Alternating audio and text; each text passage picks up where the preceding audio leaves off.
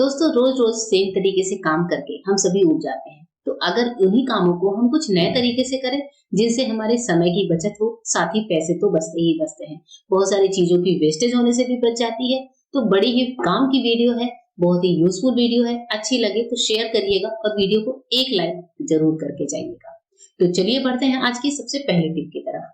हमारी आज की जो सबसे पहले टिप है, इस तरह के जो पैकेट्स होते हैं उनको सील करने को लेकर, स्पेशली मसाले के पैकेट। अब जैसे क्या होता है, कभी कभी हम ऊपर वाला डिब्बा हटा देते हैं तो मसाला का जो पैकेट होता है नीचे वाला, इसको हमने जैसे किसी बॉक्स में खाली नहीं किया, तो आपको क्या करना है कि इस पैकेट को सील करने के लिए आप किसी पुराने पेन की कैप ले लीजिए। जो पेन आप यूज नहीं करते हो उसकी कैप ले लीजिए और इस कैप में इस तरीके से इस पैकेट को लगा दीजिए। ये देखिए कितना आसान तरीका है ना दोस्तों। कितनी पेन की कैप हमारे घर में इधर उधर फैली रहती है। उन कैप को इकट्ठा करिए और किचन में यूज करना शुरू करिए, तो फ्री में हमारा काम बन जाता है और पैसे भी बचते हैं।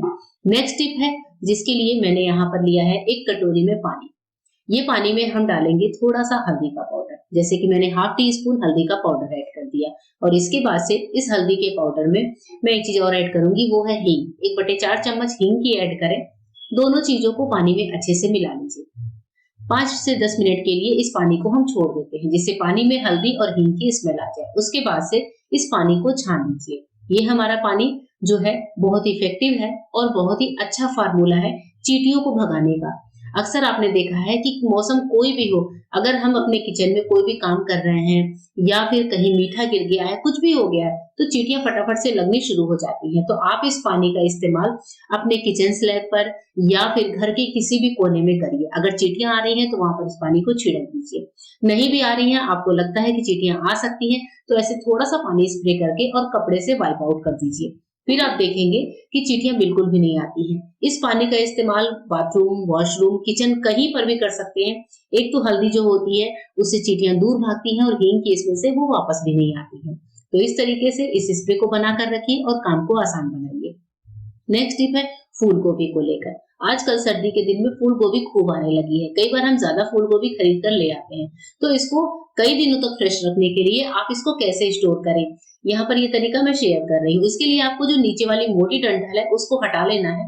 उसके बाद से लेना है एक इस तरह का कॉटन का कपड़ा, सॉफ्ट सा लीजिए। इसको भिगाना नहीं है, बस इसको ऐसे ड्राई ही ले लीजिए और अच्छे से गोभी को इसमें रैप कर दीजिए। अब रैप करने के बाद आप चाहे तो इसे किसी पॉलिथीन में रख लीजिए। जैसे मैं यहाँ पर एक जिपलॉक पैकेट में इस गोभी को रख लेती हूँ। इस तरीके से रखेंगे तो हमारी गोभी कम से कम 7 से 10 दिनों तक फ्रेश बनी रहेगी। अब इस पैकेट को उठाकर फ्रिज में रखिए और जब जरूरत हो तो गोभी को निकाल कर इस्तेमाल करिए।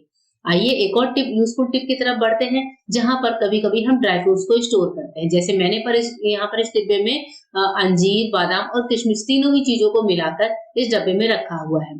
जब हम इसे किचन में रखते हैं नॉर्मल टेम्परेचर पर, तो अक्सर आपने देखा है कि जो ड्राई फ्रूट्स हैं उनमें फंगस लगने लगती है और जो है वो खराब होने लगते हैं। ऐसे टाइम पर आप इस डब्बे में चीनी के कुछ दाने, जैसे लगभग ½ चम्मच चीनी डाल दीजिए। चीनी है भी ड्राई फ्रूट्स में तो कोई इशू नहीं है। आपको पता है ड्राई फ्रूट्स हम जब भी इस्तेमाल करेंगे तो मीठे में ही करते हैं मोस्टली। तो यहाँ पर चीनी के दाने इस तरीके से डालकर छोड़ दीजिए। हमारा जो ये ड्राई फ्रूट्स है वो काफी दिनों तक फ्रेश रहेगा और इसमें कीड़े नहीं लगते हैं। नेक्स्ट टिप है हल्दी को स्टोर करने को लेकर। हल्दी हम अपने घर में रखते हैं। मसाले के डिब्बे के अलावा एक डिब्बा और होता ही है जहां पर हम अपने हल्दी को स्टोर करते हैं। जैसे मैंने भी इस डब्बे में ½ किलो हल्दी रखी हुई है। हल्दी भी कभी-कभी खराब होने लगती है। हालांकि हल्दी वैसे 6 महीने साल भर आराम से चलती है, फिर भी आपने हल्दी ज्यादा खरीद लिया है, आपको लगता है हल्दी में गांठें पड़ सकती हैं, तो इसमें तेज पत्ते का एक टुकड़ा डाल दीजिए। इससे ये हमारी हल्दी 1.5 से 2 साल तक भी खराब नहीं होगी और इसमें कोई कीड़े वगैरह नहीं लगते हैं। हल्दी जो है बहुत दिनों तक सही रहती है। कैसी लगी टिप जरूर बताइएगा। नेक्स्ट टिप है टिश्यू पेपर के पूरे रोल को लेकर।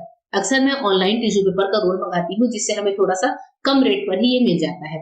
लेकिन जब भी हम इसको निकालते हैं तो आपने देखा है पैकेट खोलते हैं सारे टिश्यू रोल ढीले पड़ जाते हैं। अंदर जो है टिश्यू रोल जो हम निकालते हैं तो एक जैसे हमने निकाला, लेकिन बाकी के पैकेट में ही इस तरह से डोलते रहते हैं। इसके लिए आपको क्या करना है, कटर ले लेना है। कटर ले लीजिए या फिर नाइफ ले लीजिए।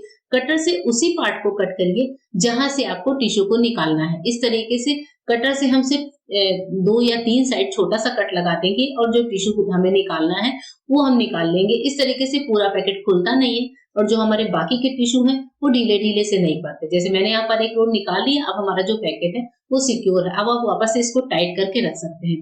अगर हम पूरा ही खोल देते हैं, इसकी सील तोड़ देते हैं, तो पूरा टिश्यू रोल का पैकेट इधर-उधर टाइडी सा बिखरा रहता है। एक और बहुत ही काम की टिप आज शेयर कर रही हूँ, जो कि है शकरकंदी को लेकर। इससे पहले भी मैंने अपने चैनल पर शकरकंदी को उबालने के कई तरीके आपके साथ शेयर कर दिए हैं। आप वो वीडियो जाकर भी चेकआउट कर सकते हैं या फिर आई बटन पर आपको लिंक मिल जाएगी। सबसे पहले शकरकंदी को मार्केट से लाते ही हमें क्या करना है, अच्छे से वॉश करना है। मैंने यहाँ पर 2 से 3 पानी वॉश किया है।